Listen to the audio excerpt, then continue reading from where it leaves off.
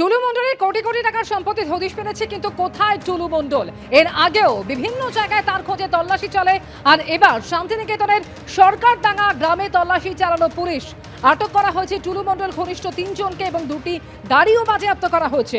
এর মধ্যে একটি গাড়ি টুলুর চালক শামসুল শেখের, এমনই অনুমান করছে পুলিশ। বাড়ি থেকে বেশ কিছু নথিপত্র উদ্ধার করেছে পুলিশ। এই মুহূর্তে আমরা রয়েছি সরকারডাঙ্গা গ্রামের পিছনে। এই যে বাড়িটি, এই বাড়িটিতে পুলিশ রেড করেছে বলে আমরা জানতে পারছি এবং এখান থেকে 3 জনকে আটক করা হয়েছে।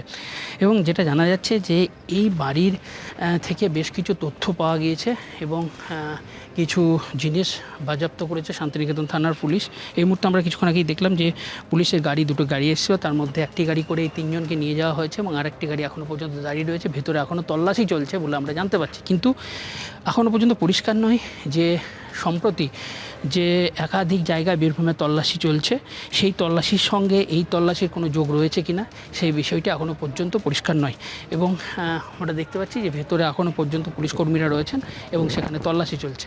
ক্যামেরায় আবির ইসলামের সঙ্গে ভাস্কর মুখোপাধ্যায়, এবিপি আনন্দ।